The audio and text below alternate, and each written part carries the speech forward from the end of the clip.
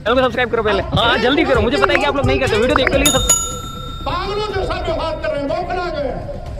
भाई हमने आपको गाली दिया नहीं, हमने आपको चांटा मारने के लिए कहा नहीं, हमने आपको नीच और अधम कहा नहीं, हमने आपको अपमानित और प्रताड़ित करने की बात कही नहीं।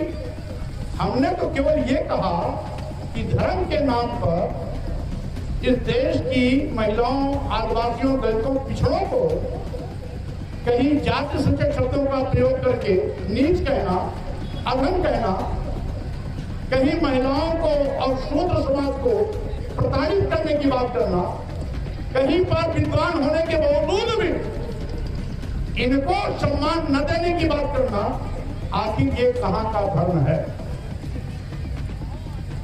एक जगह लिखा है, ढोल गंवार शूद्र पुष्णाली, ये हमारी सारी बहनें, यही नहीं केवल यही, हर समाज की बहनें उसमें शामिल हैं। नारी में हर समाज की महिलाएं हैं, वो चाहे यहाँ के चातुर्वर्ण में ब्राह्मण समाज की हो, चाहे क्षत्रिय समाज की हो, चाहे वैश्य समाज की हो, चाहे शूद्र समाज की हो, सभी वर्ग की महिलाओं को इन्होंने उसमें शामिल किया है।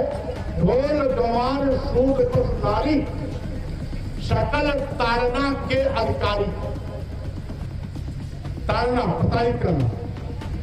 अभी अभी गोरखपुर गीता प्रेस में 30-35 लाख किताब अलग छप गई,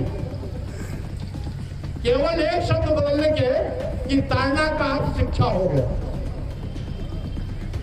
अब ये पढ़ाने लगे कि ताड़ना का मतलब शिक्षा हो गया। पहले तो मैं सवाल करता हूं, क्या गीता गोरखपुर गीता प्रेस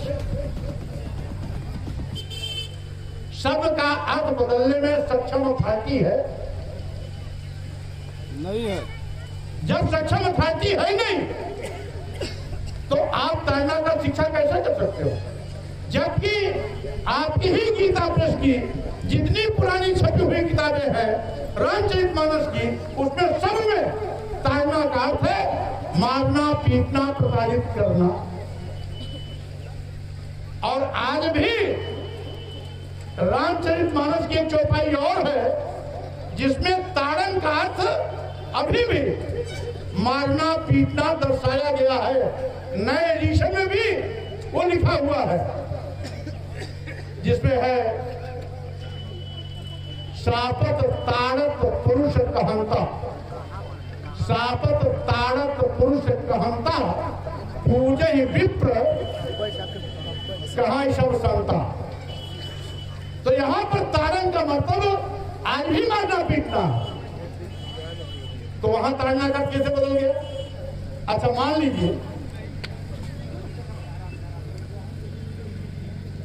अगर आपका बदला हुआ ही है, हम ले ले, तो बकरी को कौन सी किताब पढ़ाओगे?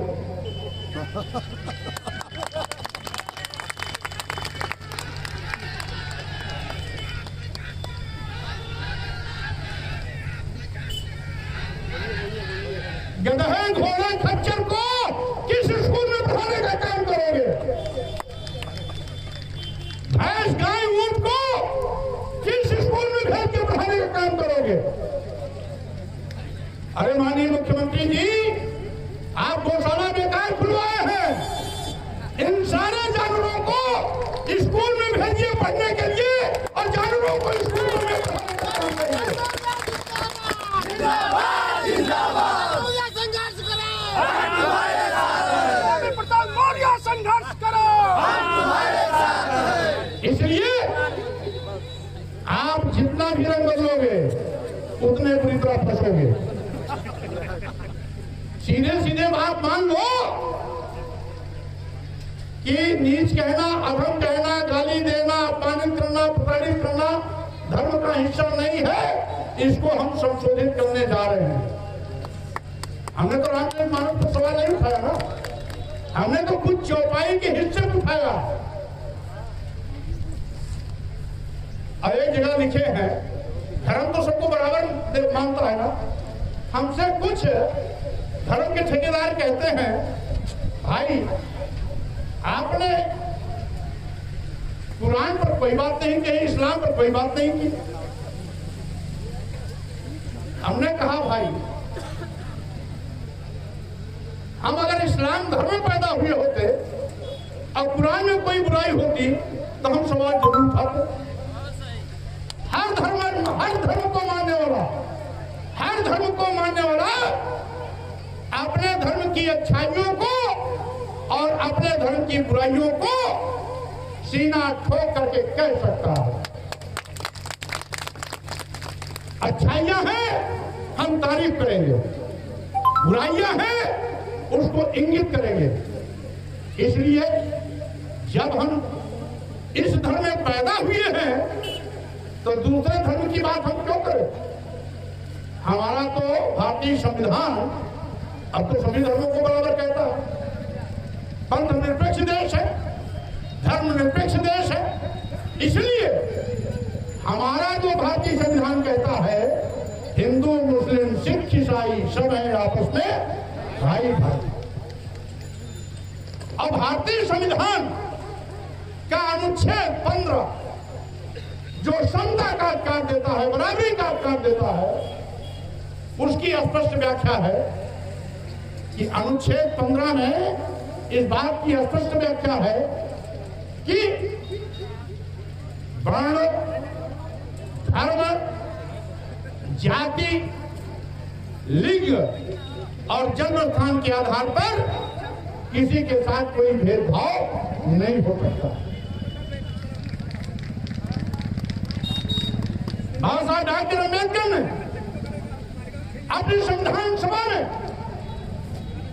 बड़े बहस के बाद, जिसमें बहुत से विद्वान तत्कालीन विद्वान थे, और अंत में जो संविधान का अंतिम रूप दिया तो उसमें स्पष्ट इसकी व्याख्या किया। हम अगर अपने घर में खबरेल में रहते हैं, अगर किसी खबरेल या छप्पर में है तो वो टपकेगा, वो छुएगा, तो हम रहते हैं तो हम ही उसको बनाएंगे, दूसरा नहीं बनाएगा। अगर हिंदू धर्म की बुराइयां हैं तो जो हिंदू धर्म में पैदा हुआ है वही उसको इंगित करेगा, दूसरा नहीं इंगित करेगा।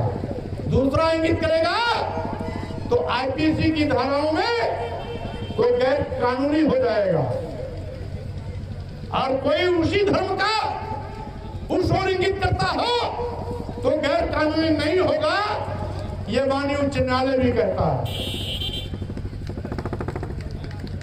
और साथियों, तमाम एक और विशेष के लोग कहते हैं मौर्य जी धर्म पर हमला बोल रहे हैं। अरे काहे को धर्म पे हम हमला बोलेंगे भाई? हम तो उसी धर्म में पैदा हुए थे ना, हम क्यों बोलेंगे? हम सभी धर्मों का सम्मान करते हैं, तो हम तो किसी धर्म में हमला नहीं बोल सकते। और रामचरितमानस तो आप धार्मिक पुस्तक कहते हो, अगर धार्मिक पुस्तक है तो धर्म के नाम पर तो करते ही आप किसी को अपमानित नहीं कर सकते हो। उसी रामचरितमानस में लिखा हुआ है, पूजे ही विप्र सकल गुणहीना, यानी सकल गुणहीना, सभी गुणों से ही। और कहीं कहीं लिखा है पूजे ही विप्र शील गुणहीना, कहीं कहीं लिखा है सकल गुणहीना, समस्त गुणों से ही, यानी सारे अवगुण हो, चोर हो, लंपट हो, व्यभिचारी हो, डकैत हो, देशद्रोही हो, राष्ट्रद्रोही हो, तो भी पूजिए, क्योंकि ब्राह्मण समाज में पैदा हुआ। यही तुलसी बाबा कहते। अच्छा, आप पूछवाओ, उसमें हमारा विरोध नहीं। आगे क्यों लिख दिया कि पूजन शूद्र गुण ज्ञान प्रवीणा? कितना भी गुणी हो, ज्ञानी हो, ज्ञान में प्रवीण यानी विशेष ज्ञाता हो, तो भी उसका सम्मान मत करो यदि वो शूद्र है। आगे क्यों? शूद्रों के सम्मान में, शूद्रों के सम्मान में, मैदान में। और इसीलिए हमने देखा यही व्यवस्था के चलते बाबा साहब डॉक्टर अम्बेडकर जिंदगी जाति अपमान के कड़वे घूंट पीने के लिए मजबूर की होते रहे। दुनिया का सबसे बड़ा विद्वान होने का गौरव प्राप्त करने के बाद जब बाबा साहब डॉक्टर अम्बेडकर भारत घूम पर आते हैं तो उनको भी जर्रे जर्रे पर जाति अपमान के कड़वे घूंट पीने पड़ते हैं। जिसके नाते इसी जाति अपमान के कारण व्यथित होकर के बाबा साहब डॉक्टर अम्बेडकर ने कहा था कि मैं हिंदू घर में पैदा हो गया, ये मेरे बस में नहीं था, लेकिन मैं हिंदू होकर नहीं मरूंगा, ये मेरे बस में है। और 1956 में यानी संविधान लागू होने के बाद कानून मंत्री भी बन गए, उसके बाद इसी जाति अपमान से मुक्ति पाने के लिए 10 लाख लोगों के साथ नागपुर की दीक्षा भूमि में बाल धर्म करने का काम किया था। जिंदाबाद जिंदाबाद जिंदाबाद।